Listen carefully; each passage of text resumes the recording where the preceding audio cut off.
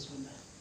Assalamualaikum warahmatullahi wabarakatuh. Waalaikumsalam warahmatullahi wabarakatuh. Alhamdulillah. Alhamdulillahi rabbil alamin. Wa bihi nasta'in ala umuri dunya waddin. Wassalatu wassalam ala asrafil anbiya'i wal mursalin wa ala alihi wa sahbihi ajma'in. Allahumma la sahla illa ma ja'altahu sahla wa anta taj'alul hazna idza syi'ta sahla. Allahumma inna nas'aluka ilman nafi'a wa rizqan tayyiba wa 'amalan mutaqabbala. Rabbi israh li sadri wa yassir li amri wa hlul 'uqdatam min lisani yafqahu qawli. Amma ba'du. Jamaah yang dirahmati oleh Allah Subhanahu wa taala. Marilah pertama-tama kita panjatkan puja dan puji syukur kita kepada kehadiran Allah Subhanahu wa taala yang mana telah memberikan kita bermacam-macam nikmat, yang diantaranya yaitu nikmat iman, nikmat Islam, dan nikmat sehat wal afiyah, sehingga kita bisa berkumpul di tempat yang mulia ini. Tak lupa salawat dan salam kita haturkan kepada suri tauladan kita, uswatun hasanah kita, Nabi Muhammad sallallahu alaihi wasallam, yang mana telah membawa umatnya minadh dhulumati ilan nur atau minadh dhalalah ilal huda. Jamaah yang dirahmati oleh Allah Subhanahu wa taala, berbicara tentang taubat, masihkah bisa kita untuk bertaubat? Jawabannya adalah bisa.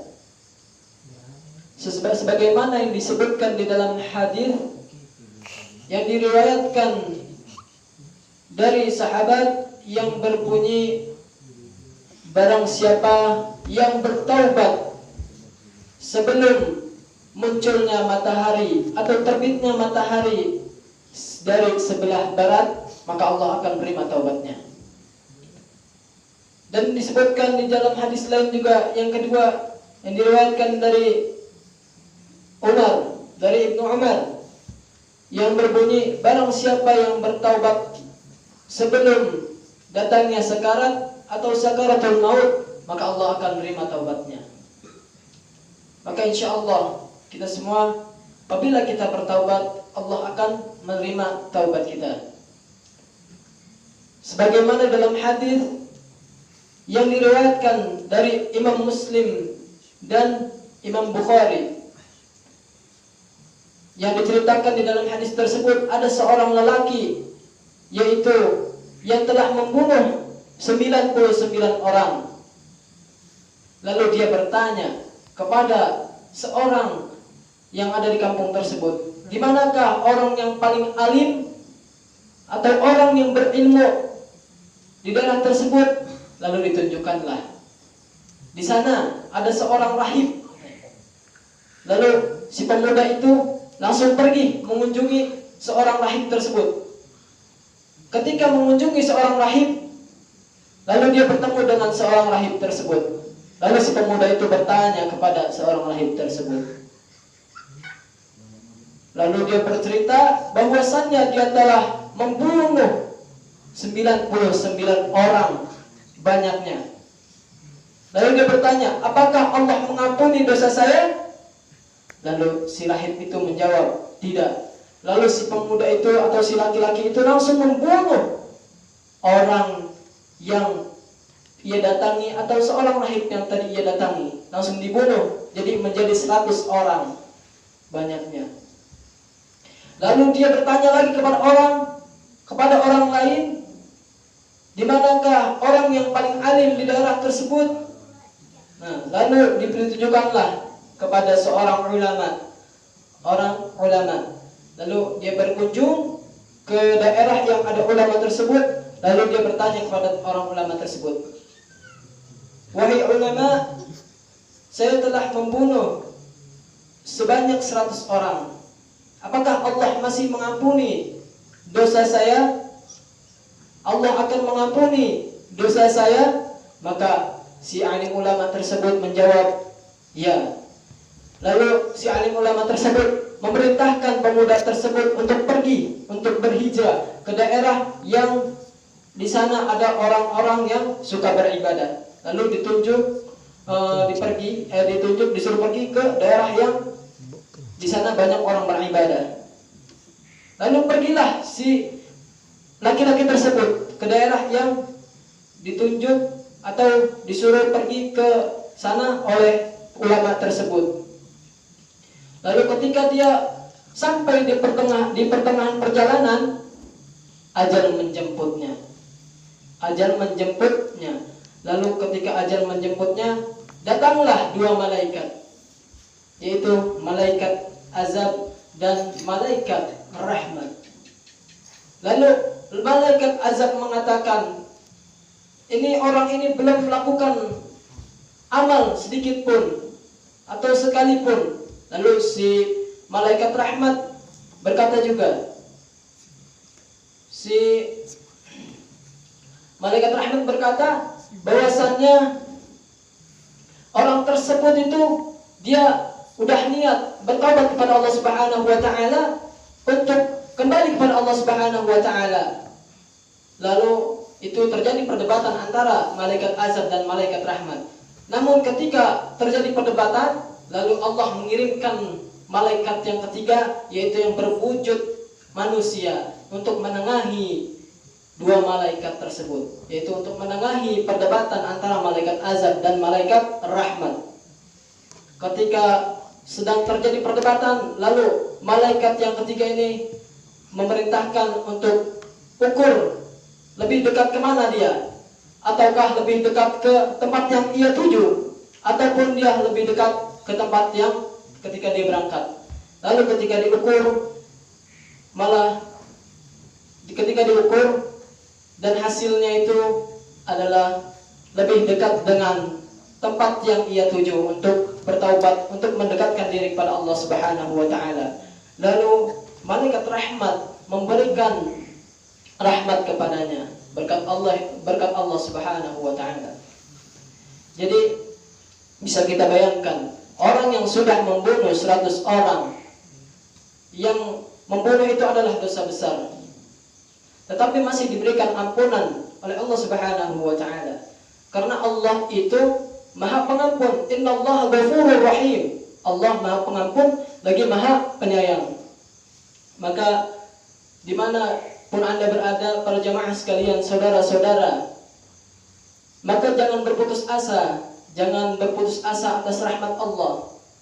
Perlu diketahui bahwasannya rahmat Allah itu amatlah luas. Walaupun kita merasa ataupun Anda merasa memiliki dosa yang sebesar 2 gunung besarnya, tetapi perlu diketahui bahwasannya rahmat Allah Subhanahu wa taala, ampunan Allah Subhanahu wa taala itu amatlah besar. Tidak ada apa-apanya dibanding itu semua. Maka mari kita bertaubat kepada Allah Subhanahu wa taala. Lantas kenapa kita harus bertaubat? Sebagaimana yang difirmankan oleh Allah Subhanahu wa taala di dalam surah At-Tahrim ayat 8. A'udzu billahi minasyaitonir rajim. Bismillahirrahmanirrahim. Ya ayyuhalladzina amanu tubu ilallah taubatan nasuha. Asa rabbukum ayyukaffira ankum min sayyi'atikum wa yudkhilkum jannatin tajri min tahtihal anhar. Yang artinya, wahai orang-orang yang beriman, bertaubatlah kepada Allah Subhanahu wa taala. Mudah-mudahan Allah mengampuni dosa-dosa kalian dan memasukkan kalian ke dalam surganya Allah Subhanahu wa taala yang di bawahnya ngalir sungai-sungai. Yang pertama, kenapa kita harus bertaubat? Yang pertama adalah perintah Allah Subhanahu wa taala. Dan alasan yang kedua adalah sunnah Nabi Muhammad sallallahu alaihi wasallam. Di dalam hadisnya Rasulullah sallallahu alaihi wasallam bersabda, "Ya ayyuhan nas, tubu ilallah." Wahai sekalian manusia, bertaubatlah kepada Allah Subhanahu wa taala. Fa inni atubu ilaihi fi kulli yaum mi'ata marrah. Sesungguhnya aku bertaubat kepada Allah Subhanahu wa taala 100 kali setiap harinya. Jadi bisa kita bayangkan Rasulullah sallallahu alaihi wasallam yang telah dijamin masuk surga, yang telah memiliki tiket surga, yang sudah dijamin oleh Allah Subhanahu wa taala, tetapi beliau masih melaksanakan taubat 100 kali setiap harinya. Bayangkan bedanya dengan kita, Rasulullah, dan kita hanyalah manusia biasa yang terkadang kita lupa, terkadang kita khilaf, baik secara sengaja ataupun tidak sengaja. Maka patutlah kita sebagai hamba Allah Subhanahu wa taala memohonkan ampun untuk diri kita sendiri dan untuk orang-orang sekitar kita. Maka selagi masih ada nyawa di dalam diri kita, maka patutlah kita bertaubat kepada Allah Subhanahu wa taala. Supaya kenapa? Taubat itu ibaratkan seperti pencucian. Ya, pencucian pakaian. Seperti pakaian yang terkena noda, pakaian yang kita pakai sehari-hari. Seperti misalkan pakaian, lalu dosa itu ibaratkan noda di dalam pakaian tersebut, maka perlu dibersihkan supaya bersih kembali. Maka dibersihkannya dengan apa? Yaitu dengan cara bertaubat kepada Allah Subhanahu wa taala. Maka kita patutlah bertaubat kepada Allah Subhanahu wa taala. Dan di dalam hadis juga disebutkan, kullu bani Adam khata'un wa khairu khata'in tawwabun. Dan yang artinya setiap manusia, setiap bani Adam memiliki kesalahan. Dan sebaik-baiknya orang yang memiliki kesalahan yaitu yang bertaubat kepada Allah Subhanahu wa taala. Maka kita tadaburi ayat tadi, terus hadis-hadis yang diriwayatkan oleh Rasulullah sallallahu alaihi wasallam, yang disabdakan oleh Rasulullah sallallahu alaihi wasallam, bahwasannya Rasulullah saja bertaubat setiap harinya itu 100 kali. Maka kita bandingkan dengan diri kita. Kita renungkan apa yang telah kita jadikan, apa yang telah kita lakukan baik kemarin yang lalu ataupun tadi. Maka itulah manusia yang tak luput dari salah dan dosa. Maka kita sadar tak sadar terkadang kita melakukan sebuah dosa, baik yang kecil ataupun yang besar, baik itu sengaja ataupun tidak sengaja. Karena manusia itu adalah tempatnya salah dan dosa. Maka kita sebagai manusia patutlah kita kembali kepada Allah Subhanahu wa taala untuk bertaubat kepadanya. Karena Allah Subhanahu wa taala itu Maha Pengampun. Innallaha ghafurur rahim. Sesungguhnya Allah itu Maha Pengampun lagi Maha Penyayang. Dan Allah Subhanahu wa taala berfirman, "Innallaha yuhibbut tawwabin." Sesungguhnya Allah itu mencintai orang-orang yang bertaubat. Karena kenapa? Allah Subhanahu wa taala itu sangat senang apabila ada hambanya yang telah pergi jauh lalu ia kembali lagi untuk bertaubat kepadanya. Sama seperti ibaratkan di dalam hadis disebutkan, sama seperti seorang yang sedang menaiki hewan tunggangan di padang Sahara. Lalu ketika di padang Sahara tersebut hewan tunggangannya itu kabur, yang dimana di hewan tunggangan tersebut ada logistik, ada makanan, ada perlengkapan untuk ia hidup ke depannya. Lalu ketika seorang tersebut dia sudah berputus asa akan tidak datangnya lagi itu hewan tunggangannya. Lalu tiba-tiba hewan tunggangannya datang menghampirinya, maka sangatlah bergembira. Maka ibaratkannya itu seperti itu. Jadi Allah Subhanahu wa taala itu amatlah senang apabila ada hambanya yang tadinya tidak dekat atau tadinya jauh lalu mendekat lagi kepadanya, maka Allah Subhanahu wa taala sangatlah senang. Maka kita jangan sampai berputus asa dari rahmat Allah Subhanahu wa taala. Jangan berputus asa dari ampunan Allah Subhanahu wa taala. Karena ampunan Allah Subhanahu wa taala itu amatlah luas, amatlah besar. Maha pengampun. Allah itu Maha pengampun lagi Maha penyayang. Dan maka sebagai manusia, marilah kita introspeksi diri kita pribadi masing-masing, ya, baik secara pribadi ataupun kesalahan-kesalahan kita yang lalu, baik kesalahan lisan ataupun kesalahan hati, patut kita renungi. Karena kenapa? Karena pada dasarnya manusia tidak ada yang tahu kapan ia dicabut ajalnya oleh Allah Subhanahu wa taala. Karena Allah Subhanahu wa taala sudah mencatat ajal-ajal setiap manusianya, setiap hamba-hambanya. Ajalnya sudah dicatat, sudah ditentukan. Namun kita sebagai manusia, kita tidak tahu kapan dimatikannya dan di mana kita dimatikannya. Dan di tempat mana kita dimatikannya. Kita tidak tahu. Apakah dalam keadaan husnul khotimah ataupun su'ul khotimah. Maka kita patut sadari bahwasannya perlunya kedekatan dengan Allah Subhanahu wa taala untuk mendapatkan surganya Allah Subhanahu wa taala. Yuk, mari kita tingkatkan lagi keimanan kita kepada Allah Subhanahu wa taala. Yang tadinya sudah baik, yuk mari kita menjadi lebih baik. Yang tadinya sudah lebih baik, yuk kita menjadi yang terbaik di hadapan Allah Subhanahu wa taala. Maka manusia patutlah untuk bertaubat kepada Allah Subhanahu wa taala. Walaupun misalkan kita ataupun Anda memiliki dosa, misalkan dosa berzina, mohon maaf, dosa mencuri, dosa-dosa yang lainnya, perlu kita pahami bahwasannya Allah Subhanahu wa taala itu Maha Pengampun lagi Maha Penyayang. Maka kita sebagai hambanya, dan Allah itu sangat senang apabila melihat ada hambanya yang kembali untuk beribadah kepadanya, kembali untuk bertaubat kepadanya. Allah itu amatlah senang ketika melihat ada hambanya yang kembali kepadanya. Maka kita jangan berputus asa dari rahmat Allah Subhanahu wa taala dan dari ampunan Allah Subhanahu wa taala.